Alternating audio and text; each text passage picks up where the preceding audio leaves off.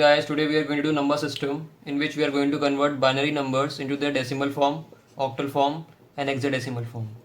So first of all we are going to look at a question in which we will convert into its decimal form. That is in question number 1. We are given the binary number 1101.101 with base 2 and we have to convert this into a decimal number, that is with base 10.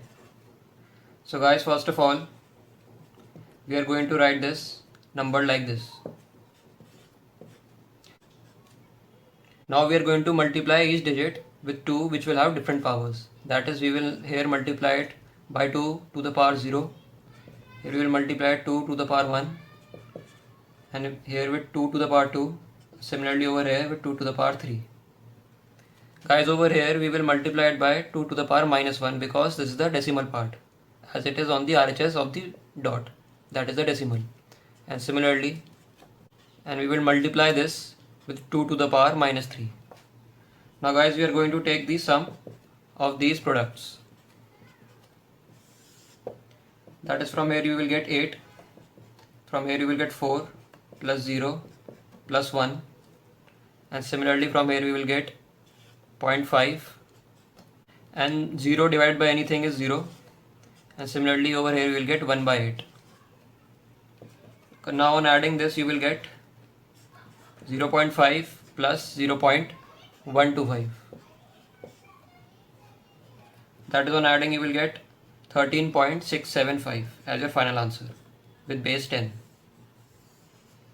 Now guys, we are going to look at question number 2 in which we will have to convert a binary number into its octal form. Now guys, in question number 2 we have to convert this binary number into its octal form. So first of all we are going to write this number like this, that is 1101.1101. And guys, always keep this in mind that whenever we are converting a binary number into octal form, we will do a grouping of 3. That is, on the RHS of the dot, that is the decimal point, we will do a grouping of 3. Now over here we can see that we are short of 2 numbers, so we will write 2 zeros over here and do a grouping like this. And similarly for the numbers which are lying on the left side of the decimal point, we will do the grouping from the RHS, that is the left hand side.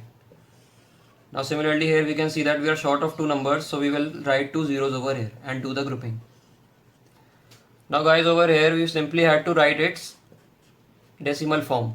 That is, we know that 110 is 6 and 100 is 4 and 101 is 5 and 011 or 1 is 1. So guys, this is our final answer. That is, we simply have to do a grouping of 3, write their decimal forms and join them together. That is, you will get your octal form. Now guys, in question number 3 we have to convert this binary number into its hexadecimal form.